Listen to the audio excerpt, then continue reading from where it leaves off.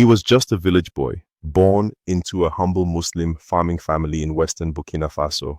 Today, he's the youngest leader in the world and the commander-in-chief of a country fighting to survive waves of terrorism, economic dependency, and political instability.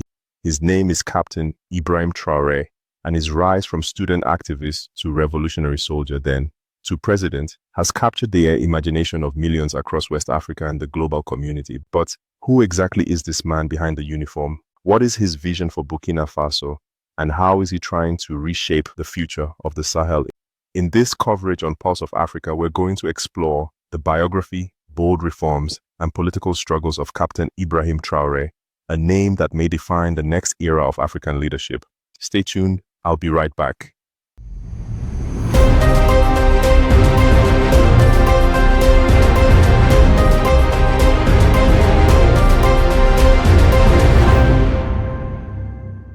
Welcome to Pulse of Africa channel, your reliable place for real up-to-date news from across Africa. If this is your first time here, please make sure to like, share, and subscribe so you stay updated, informed, and connected to what's really happening from across the continent. Your engagement keeps our voice alive and strong. Disclaimer: the content of this video is based on credible, publicly available information, official statements, and other authentic online materials. It is intended for educational, analytical, and informational purposes only. We do not promote hate, violence, misinformation, or political unrest. Our sole objective is to provide context-rich insight into current affairs, amplify local perspectives, and support informed dialogue across Africa.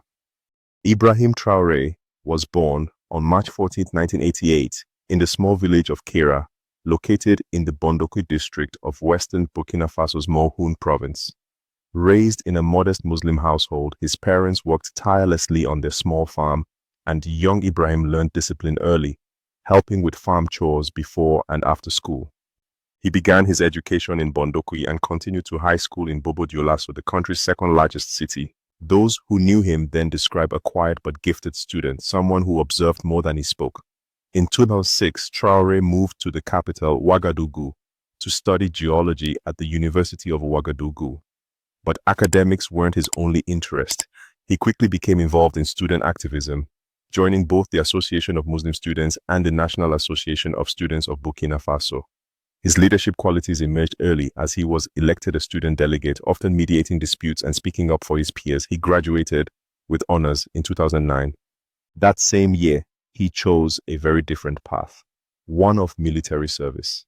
Traoré entered the George Namuano Military Academy and joined the Burkinabe Armed Forces. He underwent advanced training in Morocco, focusing on anti-aircraft systems, and later served with an infantry unit based in Kaya, northern Burkina Faso, a region increasingly plagued by jihadist violence. By 2014, he had risen to the rank of lieutenant and was deployed as part of the United Nations peacekeeping mission in Mali known as MINUSMA. In Timbuktu, he earned respect among his comrades during intense rebel attacks in 2018, displaying courage and tactical intelligence under fire. Back home, he became more vocal about the frustration many soldiers were feeling. By 2020, now a captain, he openly criticized the government for poor equipment, lack of strategy, and the widening disconnect between commanders and frontline troops. His words reflected the anger of a military stretched thin by insurgency and corruption. In January 2022, Traoré supported the first coup that toppled President Roch Kabore and brought Lieutenant Colonel Paul-Henri Sandaogo Damiba to power, under the banner of the Patriotic Movement for Safeguard and Restoration, but it didn't take long for cracks to form.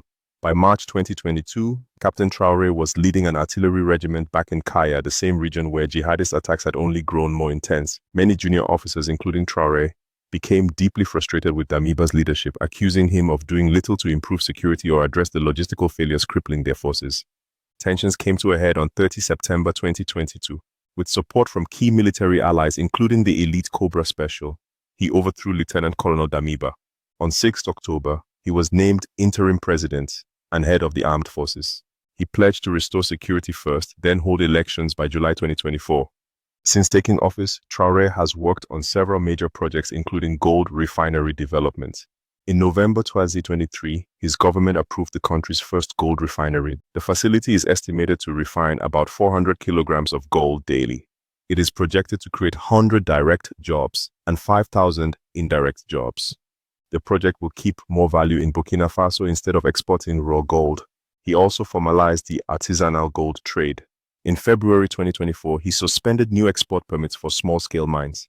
This move aims to stop illegal gold smuggling and ensure all gold exports are taxed and regulated. He has also revived Thomas Sankara's legacy.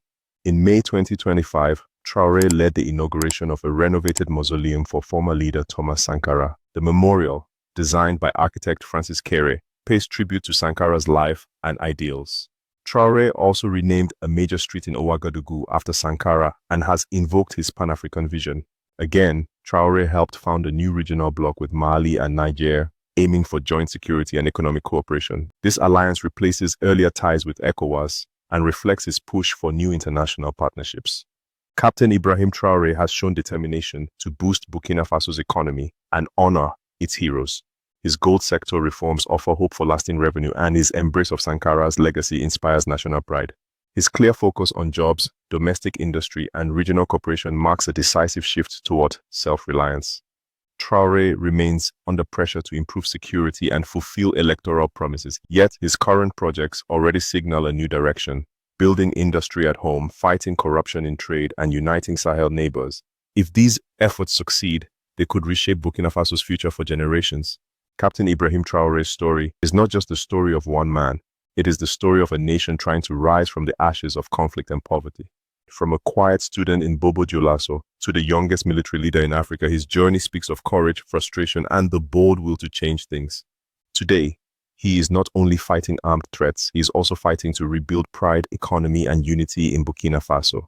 His decisions, like building a gold refinery, honoring Sankara's legacy, and leading a new Sahel alliance, are bold steps. But will they be enough? Should more African nations look inward like Traoré is doing instead of relying on foreign systems? Tell us in the comments below. Your opinion matters. This is not just a biography. This is a question about Africa's future. If you found this video powerful, do 3 simple things to help us keep sharing Africa's untold truths. Subscribe to Pulse of Africa for more raw and real African stories. Like this video if you believe Africa deserves leaders who stand for justice and progress. And last but not the least, share this with a friend who needs to hear this today. This is Pulse of Africa, where we tell the stories they don't want you to hear. Stay strong, stay informed, stay African.